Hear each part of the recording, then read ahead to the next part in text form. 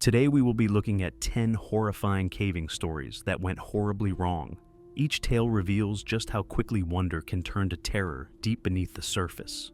From the first mishap to the final scream, every story is a full-blown nightmare. As always, viewer discretion is advised. In the heart of the Philippines, nestled within the rugged province of Bukidnon, lies a landscape both beautiful and treacherous. Known for its towering limestone formations and deep winding caves, the land holds stories older than the people who live upon it. Some say these caves are the final resting place of a long-lost fortune, Yamashita's gold, a fabled hoard of treasures looted by the Japanese during World War II, and buried in the Philippine mountains to prevent its capture. The legend has drawn treasure hunters for decades, most leaving with nothing but bruises and broken shovels. Some, however, never leave at all. On March 10, 2024, a group of 8 men entered a cave in Sitio Tinago, Barangay Cabadiangan, Bukidnon, determined to claim the riches they believed lay hidden beneath the rock.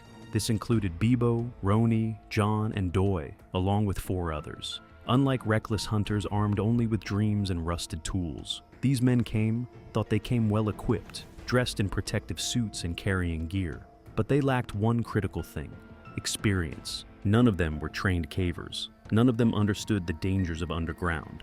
On that ill-fated Sunday, the 8 men, lacking formal caving experience and necessary permits, entered the cave with high hopes. The deeper they moved, the heavier the air became. Their headlamps illuminated only the immediate few feet ahead, while behind them, the entrance disappeared into blackness. The deeper they went, the more their excitement grew. For weeks, they had pored over old maps, cross-referencing cryptic notes and whispered legends. Every clue pointed to this exact spot, an isolated cave, long forgotten, where soldiers were rumored to have buried crates of gold decades ago. It had to be here. They wasted no time. Shovels hit the dirt. Hours passed. The cave remained silent except for the rhythmic sound of metal scraping against stone. The air was cold, but sweat still beaded on their foreheads as they worked in shifts, steadily digging deeper into the cave floor. Then, one of them struck something. A sharp clang echoed through the chamber. Not the dull thud of hitting rock, not the soft resistance of packed earth. This was different. It was metal. They stopped. For a moment, no one moved. Then their hearts kicked into overdrive. Hands shaking with adrenaline, they dropped to their knees, brushing away dirt and debris. Inch by inch, the object came into view. A corroded, solid surface buried beneath the ground. A crate? A sealed box? The possibilities raced through their minds. They grabbed their tools and pried at the edges, trying to loosen whatever it was from the hardened soil. That's when it happened. A faint hiss. At first, they barely noticed it. Just a thin wisp of smoke curling from the disturbed ground. But within seconds, more of it seeped out. Dark, heavy, unnatural. Then, the cave air changed. The smoke thickened, rolling out in dense waves, swirling around them. It wasn't just smoke, it carried a strange, acrid scent that burned their throats. They staggered back, coughing violently, eyes watering. Panic set in. They weren't just digging up a lost treasure. They had unleashed something else, and the smoke kept coming. The men barely had time to react.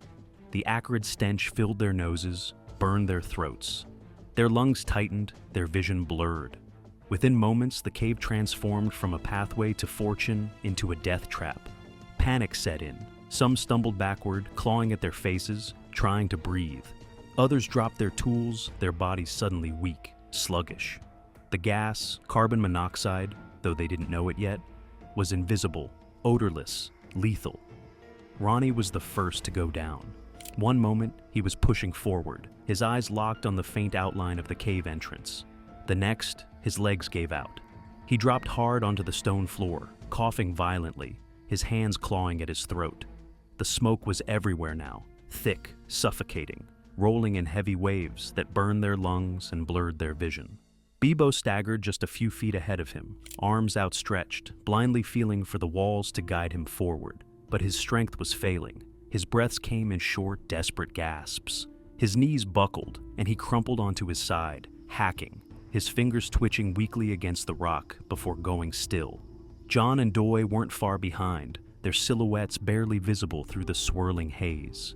John stumbled, hit the ground on all fours, and retched violently as his body fought against the toxic air. He tried to crawl, tried to push forward, but the smoke had already done its damage. His limbs refused to obey. He collapsed face first into the dirt. Doi was the last to go down. He had almost reached Bibo, almost managed to grab him and drag him forward, but his legs locked up, and dizziness took over. He coughed so hard his chest felt like it was tearing apart. His vision darkened at the edges. Then, with a final shuddering breath, he slumped against the cave wall and slid down into the dust. Just a few more feet. Just a few more seconds. But it was too late.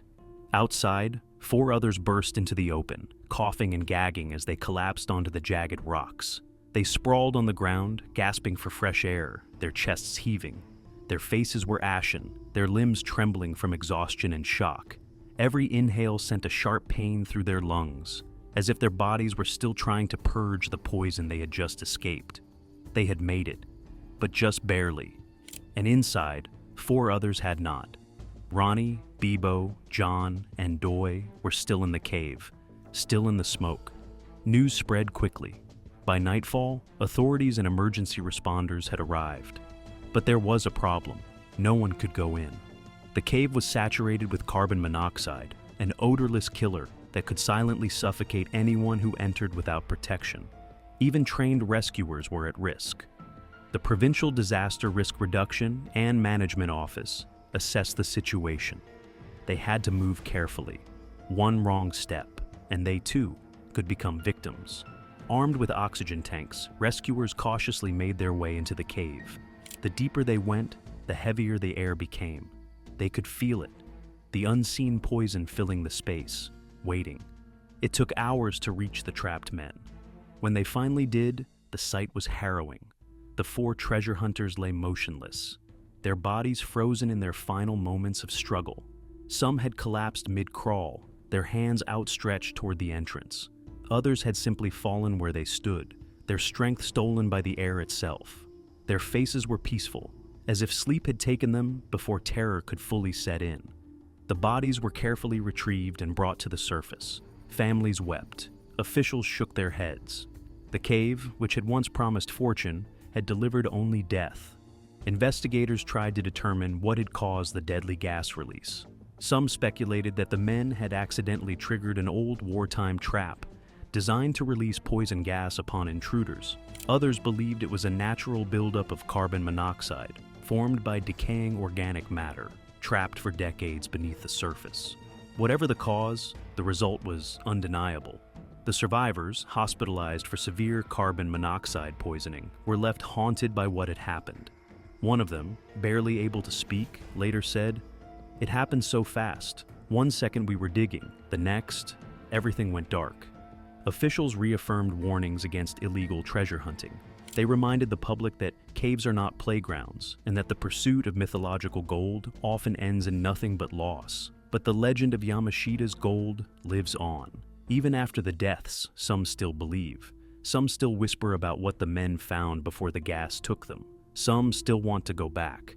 The caves of Bukidnon remain undisturbed. The passage where the men met their fate is now a place of silence. Yet, the same stories that brought them there continue to spread. And somewhere, even now, there are others preparing for their own descent, hoping against all odds that they will succeed where others have died. But the Earth remembers, and it does not give up its secrets easily. On March 15, 2004, a group of 6 British cavers prepared to descend into Cueva de Alpazat, a vast cave system in the Quetzalan region of Mexico. The team, part of the Combined Services Caving Association, CSCA, consisted of Jonathan Sims, Charles Milton, Simon Cornhill, Chris Mitchell, John Rowe, and Toby Hamnett. These men were current and former British Armed Service members, experienced in underground exploration, and had spent years mapping this particular system. Their plan was straightforward: reach Camp 1, a pre-established base about 1 kilometer inside the cave, conduct survey work, and return after their shift. The cave had been systematically explored for years, and this expedition was another step in their long-term efforts. The weather had been damp, but not alarming when they entered the cave that morning. The region was prone to sudden rainfall, but they were well aware of the risks. They knew the entrance passages could flood after heavy rain, sometimes taking days to drain. That was why Camp 1 had been strategically chosen. It was in a dry passage beyond the flood-prone sections. The team carried food, radios, and emergency gear, ensuring they could endure an unexpected delay if necessary. They descended into the cave, each man focused on his task. The darkness was total, pierced only by the beams of their headlamps. The floor was slick with moisture, the air cool and still. The team moved with precision, navigating tight corridors and climbing over jagged rock formations. Reaching Camp 1 after several hours, they settled in, unpacking their gear and beginning their planned work. There was no sense of urgency or alarm. They had done this many times before.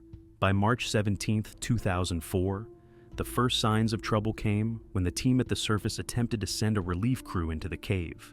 Heavy rain had fallen the previous night, and when the new team reached the entrance passage, they found it completely flooded. The sump, an underwater section that could form during extreme weather, had blocked access. The surface team radioed Camp 1 and informed the trapped men. There was no immediate panic. The team was prepared for this scenario. They had enough food, they had a dry shelter, and they had a communication link to the outside world. The best course of action was to wait. By the next morning, the water had not receded. Instead, it had risen. What had begun as a manageable delay was evolving into something much more dangerous. The men at Camp 1 began to ration their food more strictly. Though they had prepared for a flood, they had never expected to be trapped for an extended period. Their calculations had been based on previous flooding patterns, but now nature was proving unpredictable. The radio crackled with updates from the surface. More rain was expected. The realization settled in. They could be here for days. The air inside the chamber grew damp, making it harder to breathe. Sleep came in brief, uneasy bursts, broken by the sound of water dripping relentlessly from the cave walls. The darkness, once familiar and comforting, now felt suffocating. It has been 5 days since the team entered the cave. The rain outside had not stopped. Water seeped into the chamber, pooling in the lower sections. The men repositioned themselves on higher ground, using their remaining dry gear to create barriers against the creeping dampness. Their food supply was dwindling faster than anticipated. The portions were now minimal, just enough to keep them functional. The physical effects of hunger began to set in. Muscles ached, lightheadedness became common. Even simple tasks, like checking the radio or adjusting their gear, required more effort than before. Time blurred, the absence of sunlight disoriented them, and their bodies ached from inactivity. The weight of the mountain above them, the silent pressure of tons of rock, became oppressive. The surface team, growing increasingly desperate, attempted to get Mexican rescue teams involved. However, none of the available divers had the specialized training required to navigate the submerged passage safely. The only hope now rested on British divers who had been contacted but had not yet arrived. March 23, 2004. By now, panic had begun to settle in. The air inside the chamber felt stagnant, thick with humidity and the scent of unwashed bodies. The men were constantly damp, their clothing sticking to their skin, the cold seeping into their bones. Jonathan Sims, normally composed, found himself struggling to suppress growing anxiety. Every time he closed his eyes, he imagined the flooded passage, the inescapable wall of water separating them from the outside world. Chris Mitchell, whose hands had grown unsteady from lack of nutrition, barely spoke. The silence between them was oppressive. Their bodies were weakening. The rations had been reduced to the bare minimum, a few bites of food, just enough to keep them from collapsing. Water was still available, but it was cold and metallic tasting. The radio updates had grown sporadic. The surface team could do little beyond offering words of reassurance. The divers were on their way, but the men underground knew that if the rain continued, the rescue might not be possible. March 24th arrived with no significant change in the situation. The water levels remained stubbornly high, and the cavers, now deep into their 8th day underground, were beginning to show signs of physical and mental strain. Despite their preparations, the prolonged stay in the cave had drained their energy reserves. Their rations, though carefully managed, were dwindling. The damp environment had taken its toll, leaving their bodies chilled, their movements sluggish. Sleep was erratic, broken by the need to check water levels and the unshakable anxiety that help might not arrive in time. Above ground, the British cave divers Rick Stanton and Jason Mallinson had arrived and were making final preparations for the rescue attempt. They reviewed the maps, checked their equipment meticulously, and waited for the right moment to begin their perilous journey through the flooded passage. The tension was palpable. Any mistake could mean disaster, not only for the rescuers, but also for the trapped men relying on them. By the morning of March 25th, the decision was made to move forward. Stanton and Mallinson entered the water, pushing through the narrow submerged tunnels, carefully following the pre-rigged guideline. The passage was treacherous, with poor visibility and tight squeezes that made maneuvering with their equipment incredibly difficult. Every movement had to be calculated. A snagged line, a misplaced fin kick stirring up silt, or a failed air supply could be fatal. After what felt like an eternity, they reached Camp 1. The 6 trapped cavers greeted them with a mixture of immense relief and urgency. They were exhausted, but there was no time to waste. The divers distributed additional air tanks and gave precise instructions. Each caver would be guided one at a time through the flooded tunnel, a task that would take hours to complete. One by one, the cavers submerged into the frigid water, their survival now entirely dependent on their own composure and the expertise of their rescuers. The journey back was grueling. The visibility was almost non-existent, forcing them to rely on touch and memory to navigate. Every second spent underwater was an agonizing battle against panic, against the primal urge to thrash and flee. The narrowest sections forced them to inch through while holding their breath, the weight of the water pressing against them, the darkness suffocating. After 9 painstaking hours, the last caver emerged from the water, gasping for breath, his body trembling from exhaustion and adrenaline. The entire group, now free from the cave's grip, stumbled towards the exit. As they surfaced into the open air, they were met with a blinding storm of camera flashes, reporters shouting over one another, and Mexican officials scrutinizing their every move. The relief of survival was quickly overshadowed by the political chaos awaiting them outside. Though physically unharmed, the ordeal had taken its toll. They were escorted to a military hospital for evaluation, where the weight of the past 8 days finally settled in. They had survived against the odds, but the repercussions of their expedition were only just beginning to unfold. In the days that followed, the situation escalated. The Mexican government, fueled by mounting public outrage and media speculation, detained the entire expedition team, questioning them about their true intentions in the cave. The presence of military personnel in the caving group, along with their radon testing equipment, led to unfounded accusations of secretive geological exploration. The cavers, exhausted and confused, were now embroiled in an international scandal. The British government was forced to intervene diplomatically, negotiating for the safe release of their citizens. Meanwhile, news outlets ran wild with speculation. Were the cavers spies? Were they illegally mining for valuable resources? Every conceivable theory was thrown into the public sphere, further straining relations between the two countries. After 3 days of intense questioning, the cavers were formally charged with failing to disclose the scientific nature of their trip and not possessing the necessary research permits. Though no concrete evidence of wrongdoing was ever presented, they were expelled from Mexico, banned from returning, and escorted to a flight back to the United Kingdom under diplomatic watch. Back home, the team faced a different kind of scrutiny. Some praised them for their survival against the odds, while others criticized their actions, questioning the wisdom of their expedition. The media storm eventually subsided, but the experience left a lasting mark on all involved. The main entrance of Cueva Cheve sits at an elevation of 2,700 meters, hidden within the rugged mountain terrain of northwest Oaxaca, Mexico. Among the deepest caves in the world, it has long been the site of ambitious exploration by American caving expeditions. Every year, a team of highly skilled cavers descends into its depths, pushing the limits of exploration and endurance. In late February, a team of 14 cavers gathered at Llano Cheve, their first objective clear, dived the sump at the cave's furthest known point. Days of meticulous rigging followed, securing the 35 vertical pitches between the entrance and Camp 2, positioned 850 meters below the surface. Rigging in Cueva Cheve was anything but straightforward. To preserve the integrity of the ropes for repeated use, the drops were rigged with rebelays, a system designed to prevent direct contact between the rope and the cave walls.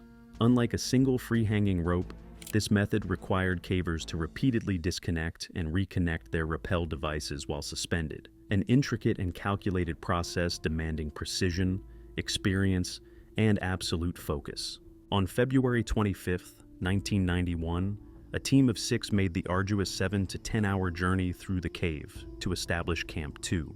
Over the following days, teams rotated in and out, ferrying supplies deeper into the system.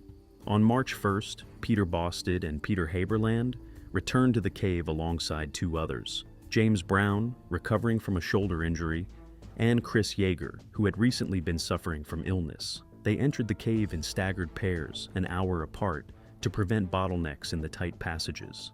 Yeager and Haberland made steady progress. By 4:30 p.m., they reached Sack Newsom's well, a series of wet vertical pitches leading deeper into the system. At one point, Yeager dropped his rappel rack, an essential piece of descending gear, forcing him to borrow Haberland's to retrieve it. This minor mishap would later seem like an ominous prelude. By 7:40 p.m., they emerged from the wet passages, transitioning into the dry chambers that signaled the approach to Camp 2. They navigated the flagged junctions, briefly losing their way in the vast, featureless rock corridors, before finally regaining the correct path. The final obstacle before reaching Camp 2 was a 2-pitch descent into the East Gorge, a narrow, winding stream passage. Haberland, leading the way, explained the layout of the drop, a 10-meter slope of loose rock leading to a rebellet, followed by a sheer 23-meter descent. The rebellet was critical. Without it, the rope would drag dangerously against the rock face, quickly wearing through under repeated use.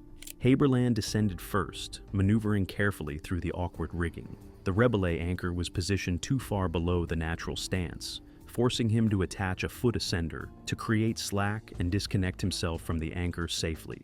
He called up to signal the descent was clear. Minutes later, from below, he heard Yeager call out. A rock came loose, clattering downward.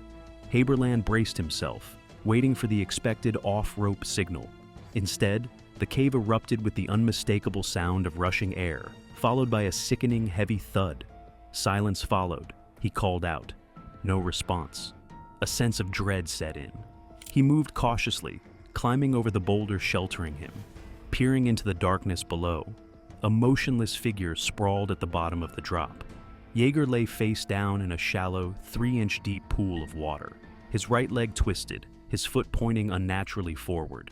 His helmet, still strapped on, was pushed back at an odd angle. His arms were outstretched, fingers limp, gloves still intact. His pack, still strapped to his back, pressed him into the ground.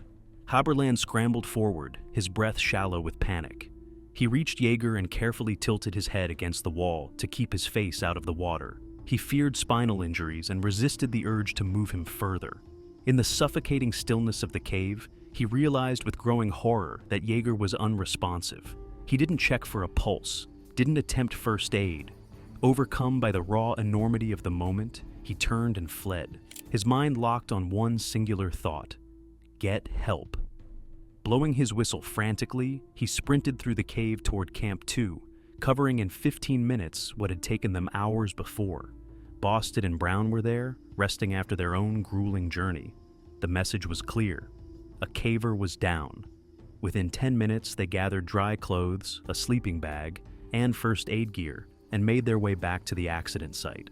Yeager lay exactly as he had been left. Blood trickled from his nose, a stark contrast to the lifeless pallor of his face. Bosted crouched beside him, reaching for a pulse. Nothing. The frigid air of the cave seemed to press in around them as they moved him carefully out of the water, placing his body onto a ledge and wrapping him in a sleeping bag. CPR was attempted, but the effort was futile. His lungs emitted a gurgling sound with each breath forced into him. After 20 minutes, his eyes and neck began to swell. A flashlight beam swept across his pupils. No reaction. He was gone. For hours they sat in the dim glow of their headlamps, absorbing the weight of their loss. The cave, once a site of adventure and discovery, had transformed into something merciless. In the days that followed, the team made the difficult decision to lay Yeager to rest within the cave itself, interring him in a chamber just above the drop where he had fallen. His father, along with a few close friends, flew down to Mexico and entered the cave to assist in the burial. But grief is rarely a simple thing. Months later, his family had second thoughts. A team of cavers was assembled, and nearly a year after the accident, they succeeded in retrieving his body from the depths of Cueva Cheve. An investigation into the accident yielded troubling insights. When Haberland later ascended the rope, he discovered Jaeger's rappel rack still attached to the lower rope, about 2 meters beneath the Rebelay anchor. The locking carabiner securing it to his harness was open. Haberland demonstrated a chilling possibility. With no weight on the rack, it was possible for it to rotate in such a way that the stem of the rack forced the carabiner's gate open.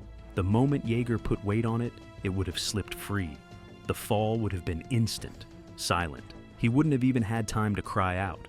The incident raised pressing concerns about safety procedures in deep vertical caving. It was recommended that rappel devices be secured with a quick link or dual opposed locking carabiners to prevent unintended detachment.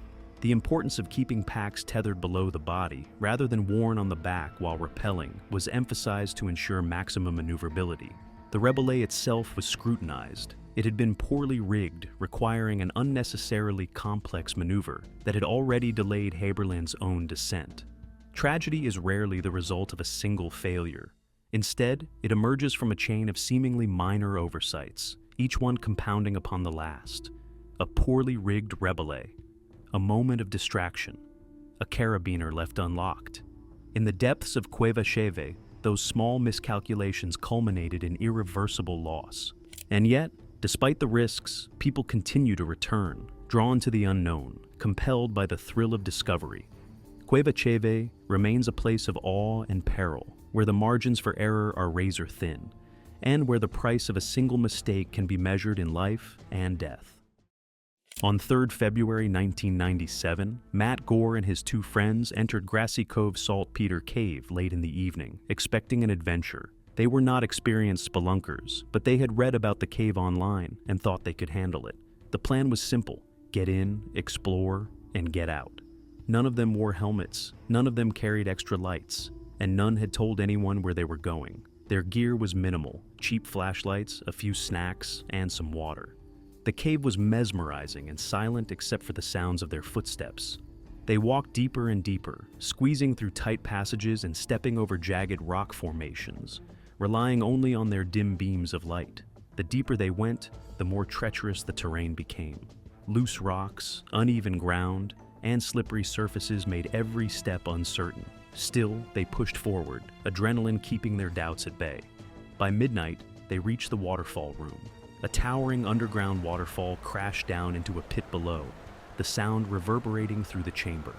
The way down was sheer, but they were confident they could make it. Matt went first, lowering himself carefully.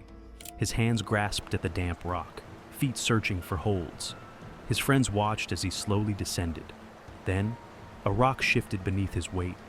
The crack of stone breaking filled the chamber. Matt barely had time to react before the entire ledge beneath him gave way. The rocks tumbled with him, hammering his body as he plummeted. He hit the bottom of the pit with a sickening crunch. Silence followed, save for the sound of falling water. His friends stood frozen at the top.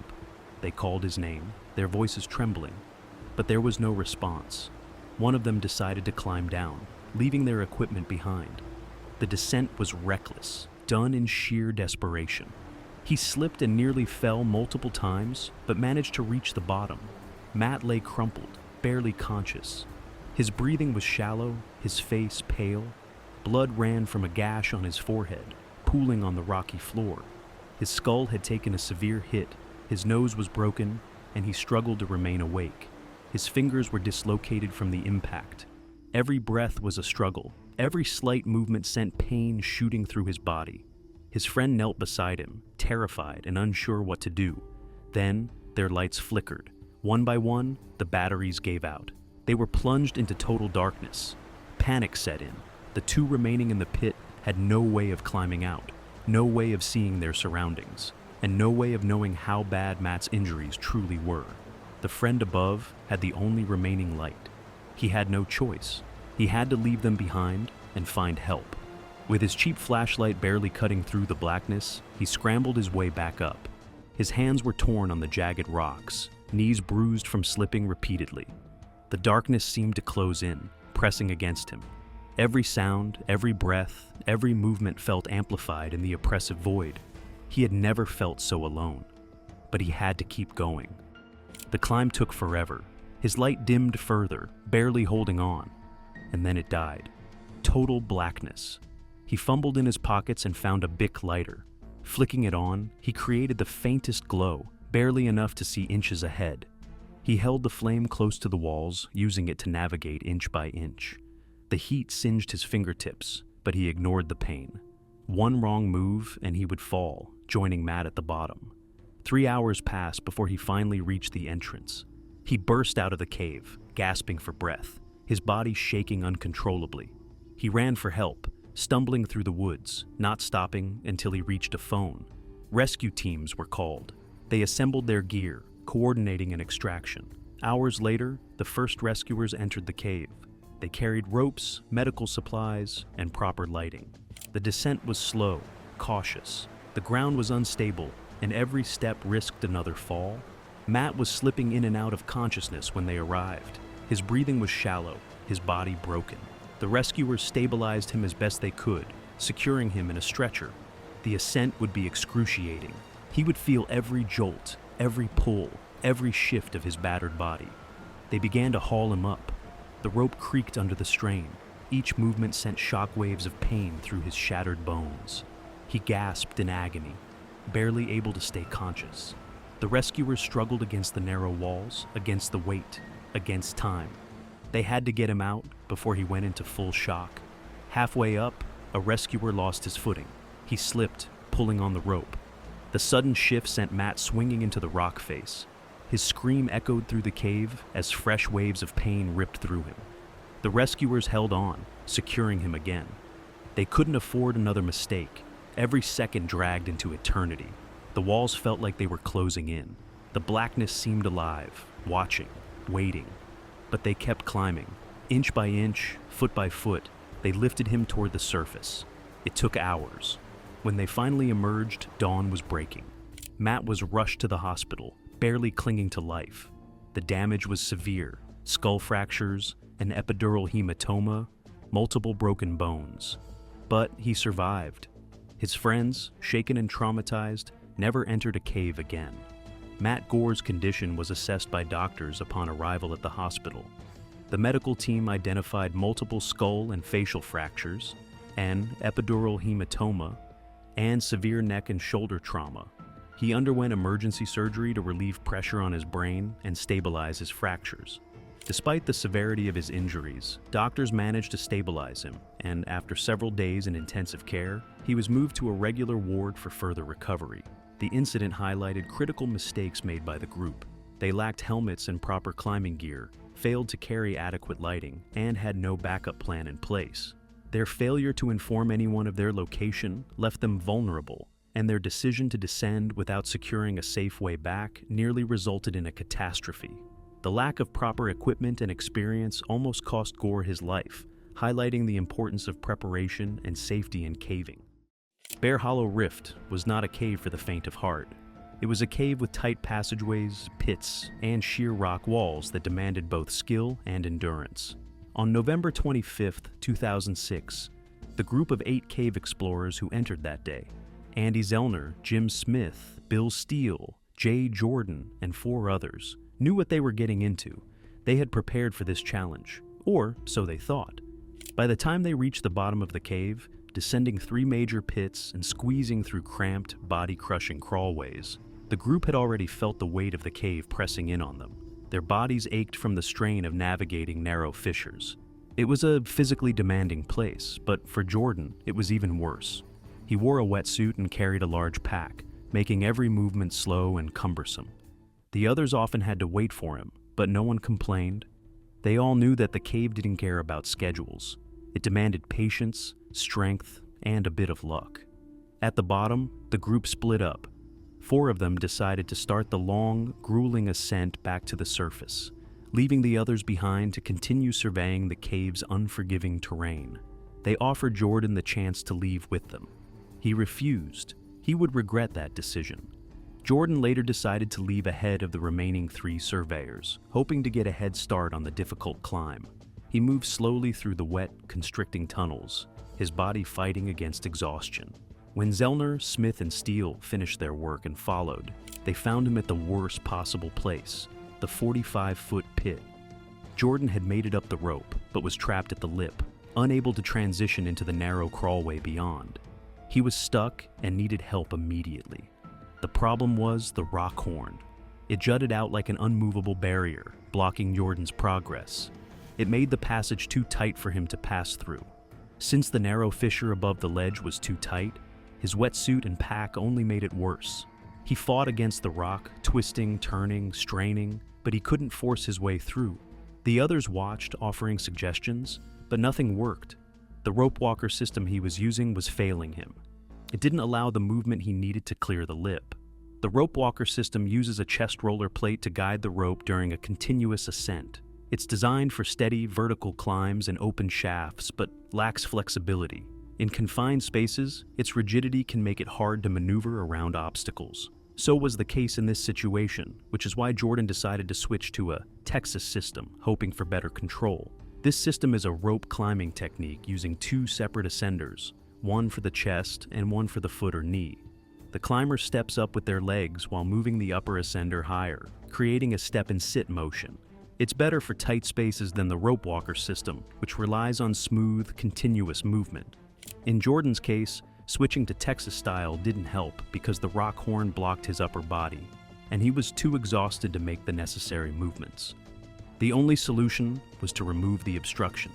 He stood on the etrier, stretching his body as far as it would go, but the rock would not let him pass. The minutes stretched into hours. Jordan was getting weaker. His breathing became ragged, his arms shaking with fatigue. His legs burned from holding his position on the rope, and his muscles screamed for relief. And then, finally, his body gave out. He couldn't hold himself up any longer. His grip slipped, his body gave in, and he descended back down the 45-foot pit. The fall wasn't free, but it was a fall of a man who couldn't hold on. When he fell at the bottom, he didn't move. The others rushed down to him, checking for injuries. He was unhurt, but spent. His arms lay limp at his sides, his chest heaving. The weight of exhaustion pressed down on him like the cave itself. He couldn't try again. Not yet. The three rescuers made a decision. They climbed out of the cave, moving quickly through the same relentless crawlways and pit ascents that had nearly broken Jordan. They needed supplies, warm clothing, food, and water. Jordan waited in the darkness, his body shivering from cold and exhaustion. He was now alone, deep underground, with nothing but the dripping of water and the weight of silence pressing in. When Smith and Steele returned, they gave Jordan dry clothes, a jacket, and food. But they knew the real problem wasn't fatigue. It was the rock horn. It had to be removed. Outside, help was coming. By 4:15 a.m., the Chattanooga-Hamilton County Cave and Cliff Team and the Jackson County Rescue Squad had been called. Specialized cave rescuers arrived, bringing hammer drills, a bolt kit, and rock-shaving tools. They entered the cave at 8:50 a.m., descending into the claustrophobic abyss to reach Jordan. He had been trapped for over 20 hours. His eyes were sunken, his movements slow and mechanical. He wasn't injured, but his body was spent, his mind dull from exhaustion. There was no other option. The rescuers drilled into the rock horn, chipping away at Jordan's prison. Every hammered strike sent a shockwave through the stone, the vibrations traveling through the cave like distant thunder. The cave fought back. Millimeter by millimeter, they shaved the stone away, their hands aching from the relentless work. It felt like time was standing still. Jordan watched them work, his body trembling from the cold, his mind balancing on the edge of fatigue. He had never felt so helpless. The rescuers set a new bolt, adjusting the angle to make the transition easier. The final pieces of rock cracked, breaking apart like the last barriers of a prison cell. And then, it was done. Jordan moved for the first time in hours. His arms shook violently as he gripped the rope, his legs almost refusing to obey. The rescuers held their breath as he fought through the last brutal crawl. Every movement felt like dragging himself through fire. His body was beyond exhausted. But then, he was out. The others grabbed him, steadying him as he collapsed onto the cave floor, his body finally free from the relentless grip of the rock. The final ascent was a blur. Jordan was too weak to climb alone, but the rescuers helped him every step of the way. His mind drifted in and out, his body running on nothing but the will to survive. When he finally reached the entrance, the cold morning air hit his face like a shockwave. After 24 hours trapped in the abyss, he was free. The aftermath. Jordan was exhausted, but he was alive. There were no broken bones, no permanent injuries. But the cave had won this battle. His body would recover, but the memory of Bear Hollow Rift would never fade. For 24 hours, he had been at the mercy of the stone, and the cave had almost kept him forever. On April 11, 2009, in southern Arizona, a team of 6 cavers embarked on what should be a routine exploration of Lower Van Horn Cave. This included Teresa Garrity, 24, Richard Bowman, 30, Patrick Clapp, Ed Coleman, Mike Landrum, and Colin Pouchet. The cave is known for its steep mud slopes, tight passageways, and areas prone to flooding. The cave is a challenging system, cold, damp, and treacherous. Inside, every step is a calculated move, as the cave offers little room for error. Teresa squinted against the glare, adjusting the straps of her pack. Lower Van Horn Cave was close, just beyond the limestone ridge ahead. But from the surface, it was invisible, swallowed by the land itself. The 6-person team had gathered before dawn, loading their gear in the pale morning light. Richard, the most experienced among them, had gone over the plan twice. No shortcuts, no unnecessary risks. Teresa had been caving for years, but something about this trip felt different. Maybe it was the way the air pressed down on her chest, or the way the desert seemed too quiet. She pushed the thought aside as the team reached the entrance, a narrow opening carved into the base of the ridge. The descent was steady at first. The limestone tunnel sloped downward at a gentle angle, walls closing in around them, forcing them into a single file line. The deeper they went, the more treacherous the terrain became. The floor was slick with mud, not just wet, but thick, clinging to their boots, making every step uncertain. The cave had a reputation for flooding in the wet season, and even now, the walls gleamed with moisture. After nearly an hour, they reached one of the most dangerous sections of the cave, a high traverse that skirted around a deep, unmoving pool of water. The path was barely 2 feet wide, carved into the rock at a 55-degree angle, sloping downward. Teresa took a slow breath. One wrong step here, and you wouldn't just fall. You'd slide uncontrollably, the mud acting like a slick chute straight into a deep pool of water. One by one, the team crossed, pressing their bodies against the damp rock, inching along carefully. Teresa was the first one to get moving, heart hammering against her ribs. When she finally moved onto the ledge, she was hyper-aware of every movement, the way her boots gripped the stone, the way her fingers skimmed the uneven rock for stability.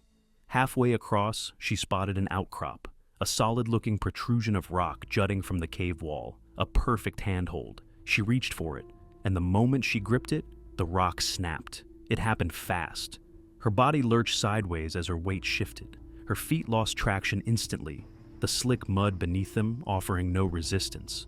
For a split second, she tried to catch herself. Her hands scrabbled at the rock, desperate for a grip. But there was nothing. Then, she was falling. Her stomach hit the mud first, knocking the breath from her lungs. The angle of the slope, a steep, unforgiving 55 degrees, sent her sliding backward, feet above her head. The mud wasn't just slippery, it was like ice, reducing any chance of stopping to zero. Her helmet scraped against the rock, sending shocks of pain through her skull.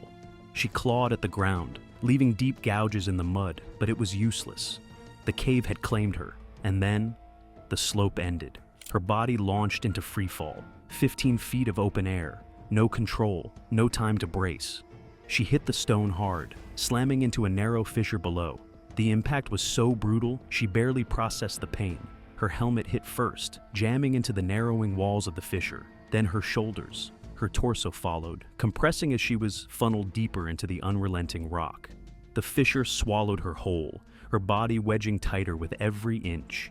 Pain exploded in her chest. Her ribs, already compressed from the impact, were now under immense pressure.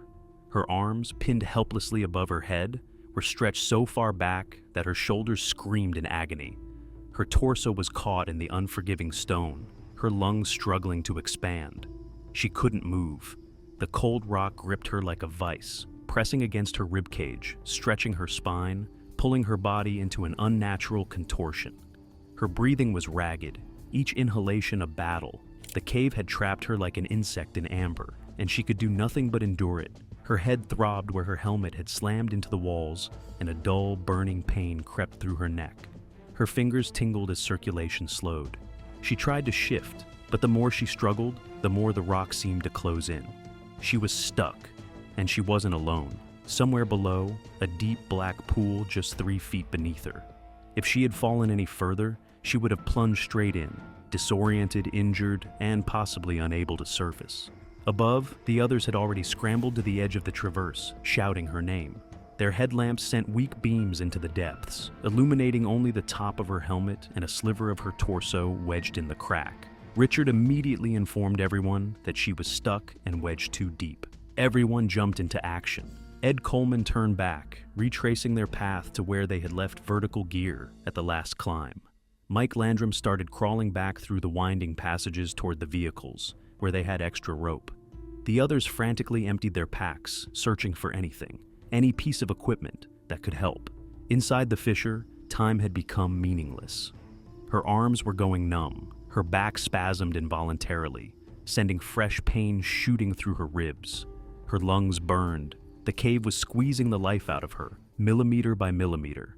Above, her friends were working frantically. But down here, in the suffocating darkness, the cave didn't care how hard they tried.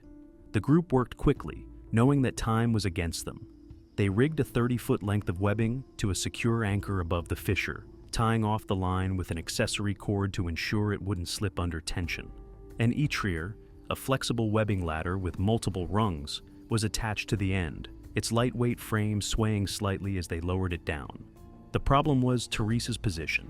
She was wedged so deeply into the crack that she couldn't see anything below her chin. Her helmet, which had been a lifeline during the fall, was now another obstacle, pinned so tightly between the rock walls that her head was completely immobilized. Above, the webbing reached her position, dangling just within reach of her fingertips, but without sight, she had to rely on feel alone. She flexed her numb fingers, blindly searching for the etrier in the darkness. Her wrist twisted unnaturally as she groped the air, tendons burning with the effort. When she finally felt the fabric brush against her skin, she clawed at it, wrapping her fingers around the webbing. It was slick with moisture and mud, making her grip tenuous at best. She tried to adjust, shifting her weight to hook her foot into one of the lower rungs, but the angle was impossible. Her legs were trapped too tightly against the walls of the fissure, and every attempt at repositioning only forced her body deeper into the unrelenting rock. She attempted to push herself up, using the etrier's structure, but the webbing was coated in the same slick mud that had caused her fall. Her boot slid right off the rung, sending a fresh jolt of pressure through her compressed ribs. She tried again, this time attempting to pull herself upward with her arms, but her shoulders screamed in protest. The deep stretch from being wedged at such an unnatural angle had left her nearly immobile. She could barely move her fingers, let alone haul herself up. The attempt was failing. The realization sank in slowly, accompanied by an overwhelming wave of exhaustion. The cave was winning. The first plan had failed, but there was no time to waste. The group quickly shifted to a new approach. They retrieved a harness and 2-handled ascenders, mechanical climbing devices designed to grip onto rope and allow upward movement without slipping. Reaching her with the harness was another challenge. The team secured the gear to a fresh line of webbing, carefully feeding it downward, inch by inch. For Teresa, the pain had escalated beyond anything she had ever experienced. She felt the harness brush against her side. It was difficult to maneuver in the tight space, but she forced her numbed fingers to grasp the straps. Her coordination was slipping, her mind fogged from pain and exhaustion.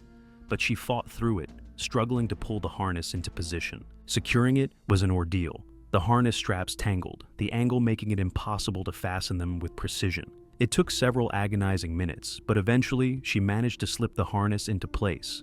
Once it was secured, she reached for the ascenders, fumbling as she clipped one onto the now muddy webbing. Her first attempt to pull herself up failed. The device jammed immediately, locking in place against the thick layer of mud. She gritted her teeth and reset it, forcing herself to focus.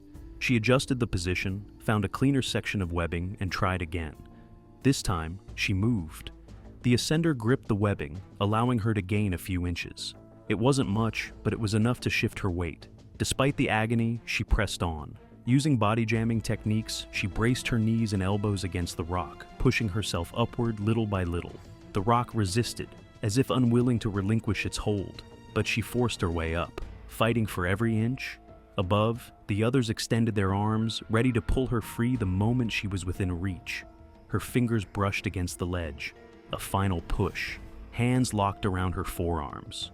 The last remnants of her strength vanished as the others hauled her up in one swift motion, wrenching her free from the fisher's suffocating grip. The moment she was clear, her body collapsed onto solid ground, her muscles giving out completely. Every inch of her ached. Her arms were nearly useless. Her back felt like it had been ripped apart, and her chest still heaved as she fought for breath. But she was out. Once she was freed from the fisher, the team wasted no time. They carefully helped her to her feet, supporting her trembling body as they guided her back through the twisting, mud-slick passages of Lower Van Horn Cave. The group finally emerged into the open air, the cold night sky stretching above them. The weight of the cave was gone, but its grip still lingered in her bones. Teresa Garrity had survived, but she would never forget the moment the earth tried to keep her. It was January 18th, 1980, a cold winter evening in Giles County, Virginia, when 18-year-old Laura Sherback, her husband, and a group of friends decided to explore New River Cave. Known for its winding passages and striking limestone formations, the cave was a popular destination for casual cavers. With no vertical rope work required, it seemed like the perfect place to spend the night underground. The cave was also known as a wet cave since water seeps there and creates limestone formations. Water in caves often shapes beautiful abstract rocks. However, it also carves out dangerously sharp edges and points. When climbing above such formations, one must exercise extreme caution. The group arrived around 7 p.m., carrying camping gear, planning to explore the cave's depths and settle in for an overnight adventure. Excitement buzzed among them as they moved deeper into the cold, damp passageways. At first, the journey was uneventful, just 2,000 feet of crawling, climbing, and weaving through tight corridors. But everything changed when they reached a narrow section known as the Blowhole. The floor here was a mix of loose sediment and slick, uneven limestone, shaped by centuries of flowing water. Patches of moisture clung to the rock, making every step a potential hazard. The passage narrowed just beyond the blowhole, forcing Laura Sherback to carefully maneuver her way upwards with both hands and legs stretched out, taking support from the cave walls. At just 18 years old, she was eager but inexperienced, relying on instinct and balance to navigate the treacherous terrain. Then, it happened. Her boots suddenly lost traction on a damp, slanted rock, and before she could react, her body lurched downwards. Her arms flailed in the suffocating darkness, grasping at nothing but empty air. Gravity ripped her downward, her legs spread wide apart in a desperate attempt to regain control. But there was no saving herself. A sharp limestone outcrop speared upward from the cavern floor, its edge as unforgiving as a knife. She landed hard, her legs spread apart. A wet, sickening thud echoed through the tunnel, followed by a sharp, guttural scream that tore through the silence. The impact drove deep into her lower abdomen, sending a shuddering ripple of pain through her body. She slumped forward, gasping, blood already seeping through her clothing. The agony was immediate, like a blade twisting inside her. Her world had just turned into a nightmare. The realization had set in. She landed hard, her pelvis slamming into the jagged formation beneath her. A sharp protrusion ripped through her lower abdomen and vaginal region, tearing into her flesh like a blade. The impact wasn't from a great height, only a few feet, but the damage was catastrophic. The pain was immediate and paralyzing, like white-hot metal being driven into her core. The raw, exposed tissue throbbed violently with every heartbeat, and a growing dampness soaked through her clothing. Her companions rushed to her side, chaotic shadows across the cavern walls. When they pulled back her clothing to assess the injury, they were met with a horrifying sight. Torn vaginal tissue hung loosely, eviscerated by the impact. There was also the terrifying possibility of pelvic fractures. Laura gasped in shallow, uneven breaths. Shock was beginning to set in. Her limbs trembled, her pulse weak but rapid. A desperate attempt from her body to compensate for the rapid blood loss. The cold air of the cave intensified her shivering, her body fighting against the creeping embrace of hypothermia. Her friends knew they had to move quickly. Two of them raced back through the cave, navigating the long, twisting tunnels to find help. Meanwhile, the others did what they could. They stripped away her wet clothes and placed her in a down sleeping bag, trying to conserve her body heat. But the pain was unbearable. Every tiny movement sent fresh waves of agony through her shredded abdomen. Her breathing became ragged, her consciousness flickering. She drifted in and out, the darkness of the cave merging with the black void pressing in from the edges of her vision. By 10 p.m., word had finally reached the Giles County Rescue Squad, who immediately sprang into action.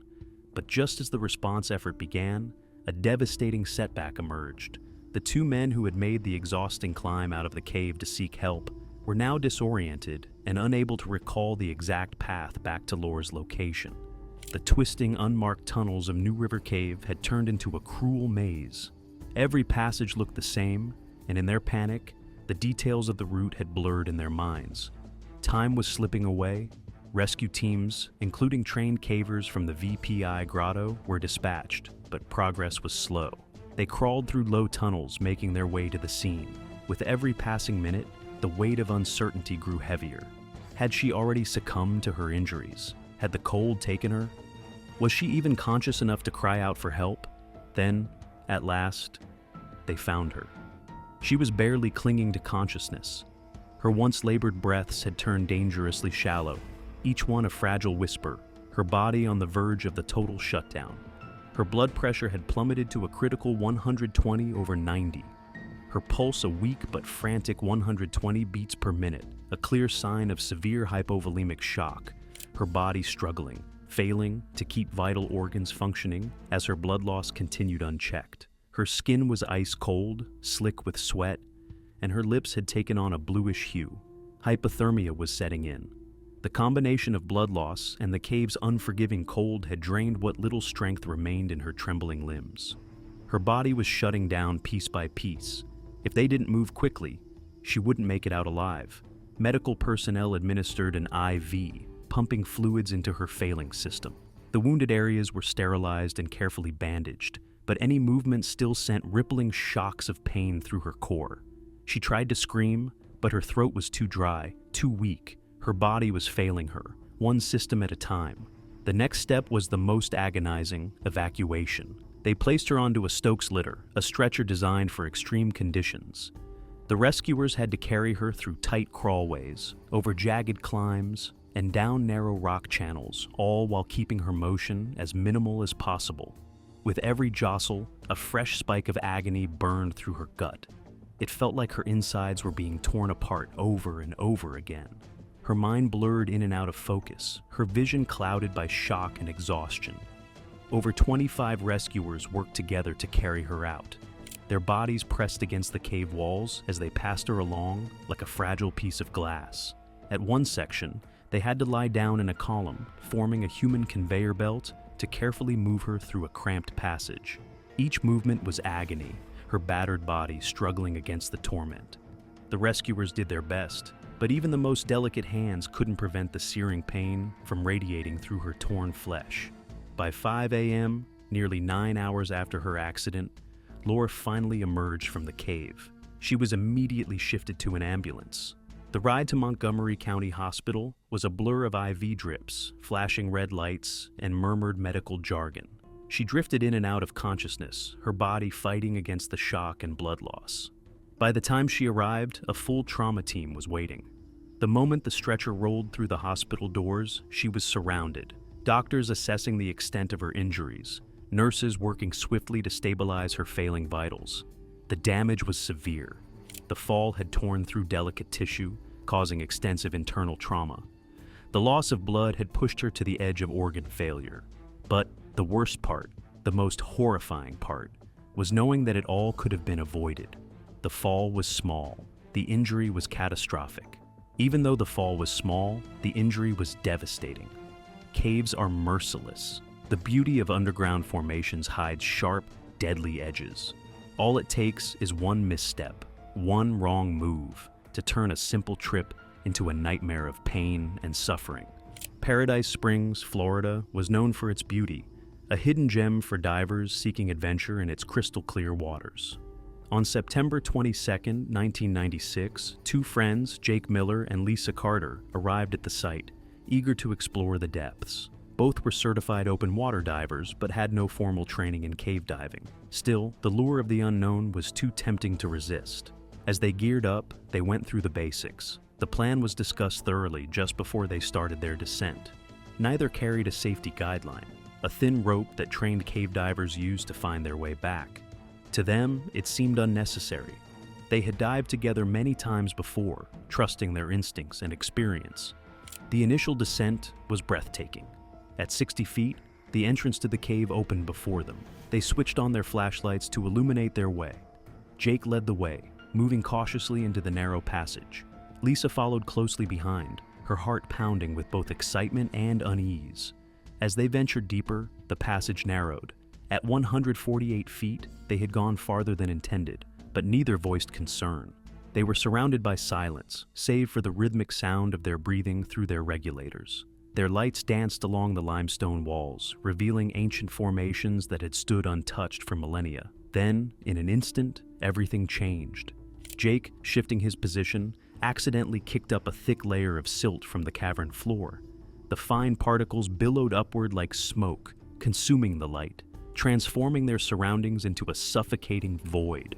Within seconds, visibility was reduced to zero. Lisa felt a surge of panic.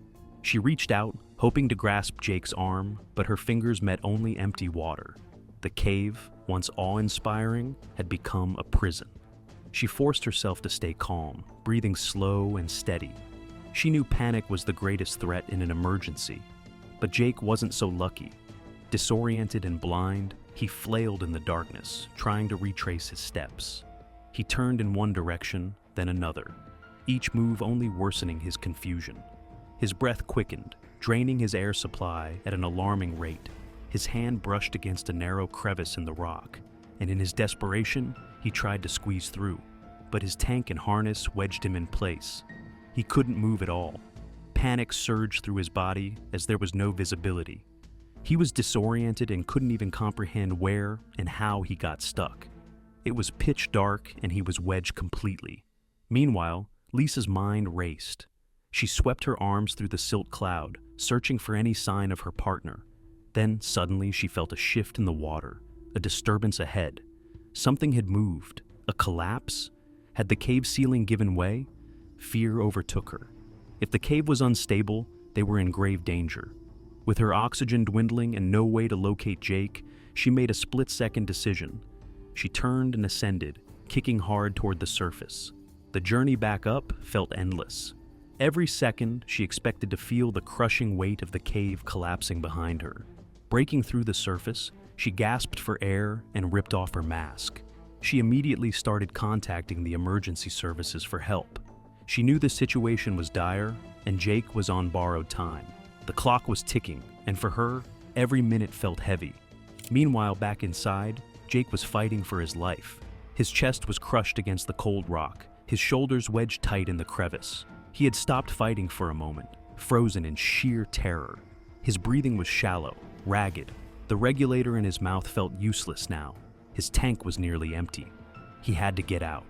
With desperate shaking hands, he fumbled at his harness, fingers numb and clumsy. The metal buckle refused to give it first, his gloves making the task even harder. He pulled again, harder this time. The strap loosened. He detached himself from the harness and tank. Suddenly, he was free. His body floated backward, weightless, but now he was blind in the swirling cloud of silt. No light, no direction. No tank meant no air. He had to make an escape in order to save himself from drowning. The situation he was in, odds were completely against him. He turned, reaching instinctively for a line that wasn't there. His lungs burned. His air was almost gone. He had to get out. Jake pushed off from the rock, kicking hard, trying to ascend. He fumbled for his regulator. His fingers met nothing. His harness, his tank, gone. However, he kept pushing, hoping for some miracle. Rescue divers arrived within an hour, their movements swift and precise. They entered the cave, navigating through the suspended silt, searching for Jake. What they found was not what they expected. The cave had not collapsed. The passage remained intact. They discovered Jake's body lodged in the crevice, but he was no longer stuck. They realized at some point he had managed to free himself, but he had no light, no guideline, just thick, blinding silt swirling around him. Investigators later pieced together what had likely happened. In his panic, he had ditched his harness and tank, wiggling free from the tight space. But in his disorientation, he had made a fatal mistake, attempting a free ascent without air. Without a light, without oxygen, he had tried to swim upward, holding his breath. As he rose, expanding gases in his lungs likely caused an embolism, leading to unconsciousness before he ever reached safety. His lifeless body was found at the 44-foot mark, drifting silently in the gloom. The news spread quickly, and early reports mistakenly blamed a cave collapse for the tragedy. But experts knew better. This was not the first, nor would it be the last, case of an untrained diver succumbing to the hidden dangers of an underwater labyrinth. Lisa, though devastated, survived. She would later admit she had underestimated the risks. The lack of a guideline, the absence of proper training, it all seemed so obvious in hindsight. Paradise Springs had been their playground, but that day, it became Jake's tomb. On January 31st, 2014, the cold Tennessee air settled over the rugged landscape as Marion Smith and Jim Fox set out for another day of exploration.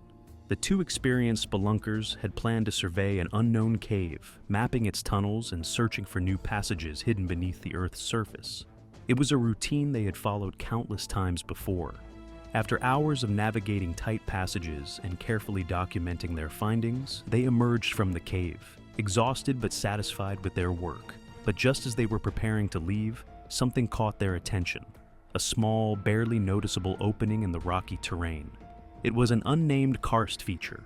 A karst feature is a natural landform created by the slow dissolution of soluble rocks like limestone, dolomite, or gypsum. Over thousands or even millions of years, water seeps into cracks in these rocks, gradually eroding them and forming underground drainage systems, caves, sinkholes, and other unique geological formations. These features can include vast cave networks, deep sinkholes, underground rivers, and disappearing streams. Because of their unpredictable nature, karst landscapes can be both fascinating and dangerous, with hidden tunnels, unstable rock formations, and sudden collapses. Most would have overlooked it, but to seasoned spelunkers like Smith and Fox, it was an irresistible discovery. It was a narrow curved passage that they thought led to unexplored sections of the cave. Since the Earth had been shifting for thousands of years, shaping tunnels and chambers deep below the surface, there was no way to know which kind this was unless they checked. Curiosity took over. Fox worked to widen the opening just enough for Smith to enter. The 72-year-old had spent decades exploring places like this, squeezing into impossibly tight spaces, trusting his instincts to guide him through the dark. He lowered himself into the hole carefully, his hands pressing against the damp rock as he descended. The walls were so close that it felt like something was swallowing him whole. That was because from inside, the space was small and constricted. But soon the excitement went away. Smith's headlamp revealed nothing but dead ends. There were no tunnels, no passages leading deeper. It was a disappointment, but he already knew that not every hole led somewhere. He prepared to climb back out, twisting his body into the best position to push himself upward. However, at that moment, something was wrong. The exit was right there, barely a body's length away, but he couldn't move the way he had come down. The tight space was working against him, pressing against his ribs and shoulders at the wrong angles. Every attempt to climb up only made him slip lower. A cold realization settled over him. He was stuck. But this wasn't it. He didn't know that moments later, this nightmare was about to turn into something even worse. From above, Fox saw him struggling and immediately moved to help. A rope was rigged and a foot ascender was passed down to Smith. He reached for it, trying to get the right leverage, but then his headlamp illuminated something that sent a wave of unease through him. A large slab of sandstone rested above him, barely held in place. It was cracked, unstable, a heavy mass just waiting for the slightest shift to send it crashing downward. He recognized the danger instantly. If it moved, it could trap him.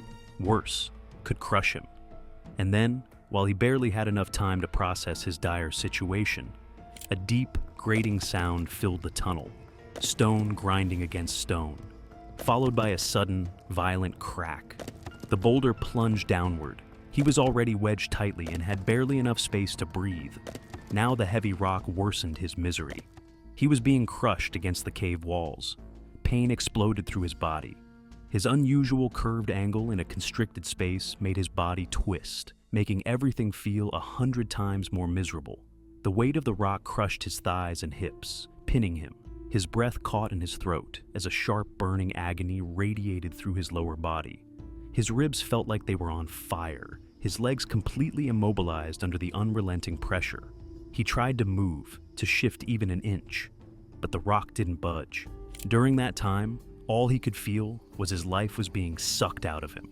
Fox reacted immediately. He went in the hole, pressing his hands against the boulder, trying to lift it, push it, move it in any way.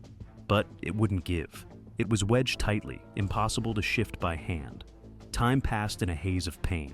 Smith found it difficult to breathe, his body trembling from the pain and shock. The pressure on his legs was unbearable, sending waves of agony through his entire body with each passing second. Fox grabbed a small shovel and started digging. If he could remove enough dirt around the rock, maybe he could create space to free Smith. But the ground was unstable. Every scoop of dirt caused other rocks to shift, creating the risk of an even bigger collapse. After several desperate attempts, they realized the truth. This wasn't going to work. They needed help. Fox grabbed his radio with shaking hands and sent out a distress call. The words felt heavy as he spoke them. Smith was trapped. It wasn't a simple rescue. It would take a team. Minutes crawled by. Smith's body ached, the pain growing worse with every passing moment. His muscles had begun to cramp under the unyielding weight, and the cold air was seeping into his bones. He had spent his entire life in caves, but now the very thing he loved was threatening to bury him alive. Every minute felt like days, and then finally, help had arrived. A team of experienced cave rescuers and emergency responders flooded the scene, assessing the situation. There was no easy solution. The rock was too large to move manually, and the space was too tight for heavy tools. A new plan was made. A second hole, parallel to the first, was dug. The goal was to tunnel beneath Smith and remove the rock from underneath. It was a slow, delicate process. Every movement had to be calculated. Every piece of dirt removed carefully to avoid triggering another collapse. Smith was in agony. Hours had passed. His body was screaming for relief, the pain growing unbearable. Medical personnel arrived and administered an IV, providing fluids and pain relief. It dulled the sharpest edges of the suffering, but not the terror of being trapped, helpless, unable to move. Then came a new idea. Clinton Elmore, one of the rescuers, had experience with rock removal. He knew the type of sandstone that had pinned Smith, and he had an idea. It wouldn't shatter into flying debris if handled correctly. Instead of trying to move the boulder by force, they would weaken it strategically.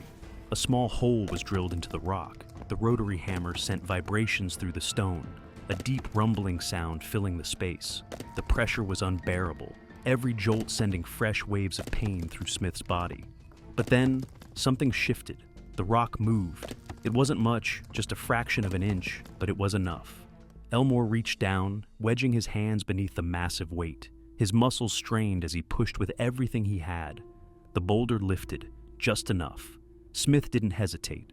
With the last of his strength, he dragged himself forward, his entire body screaming in pain as he inched past the crushing weight that had held him prisoner for 6 long hours. And then, he was free. The cold night air hit his face as he emerged from the hole. The tension in the air finally broke as the rescuers cheered, relief washing over everyone. Smith's body was weak, his legs numb from the pressure, but he was alive. A helicopter waited nearby. He was flown to the hospital, where doctors checked him over. Miraculously, he had no life-threatening injuries. His body was battered, aching, but intact. Just a few hours later, he checked himself out of the hospital. Days later, reflecting on the horrific nightmare, he would say that he had explored so many caves, checked so many tight spaces, that the odds had finally caught up with him. But deep down, he knew the truth. This could have been his last adventure. Yet, by sheer determination, luck, and the hands of those who refused to leave him behind, he had survived. On 1st July, 1995, The sun had barely begun its descent when Bill Kenny, Roger Jones, and Tim Studebaker set out from their base camp, moving carefully over the rough, uneven terrain of the Marble Mountains. The alpine air was crisp, carrying with it the scent of pine and damp earth. Their objective was straightforward: survey the 300-foot-long Eon Cave as part of the ongoing Klamath Mountains Conservation Task Force Field Expedition. Though small compared to some of the region's deeper and more complex cave systems, Eon Cave still presented a formidable challenge. Each of the three men was seasoned in caving, their gear meticulously prepared. Helmets, headlamps, and survey equipment weighed them down as they navigated the rocky path leading to the cave entrance. Upon arrival, they took a moment to catch their breath, sipping water from their canteens while surveying the entrance. "Let's keep this smooth and efficient," Kenny said, adjusting his pack. At 47, he was the oldest of the three, but his experience and calm demeanor made him the de facto leader of the team.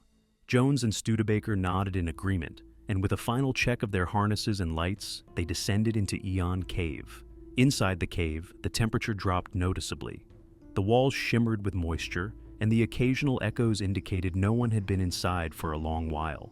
The passages were lined with calcite formations and smooth, eroded stone. They moved methodically, marking their route with chalk and recording measurements for the survey. Studebaker handled the laser rangefinder, Jones took note of passage dimensions, and Kenny sketched maps of the cave's layout. Their teamwork was seamless, a result of years spent exploring together. Hours passed as they worked their way through the cave's chambers, each turn revealing new geological features sculpted by millennia of subterranean forces. Finally, their work brought them to a small pit, perhaps 10 feet deep, leading to a ledge that reconnected with the main passage. Kenny packed away his notebook, his fingers stiff from the cool, damp air that permeated the cave.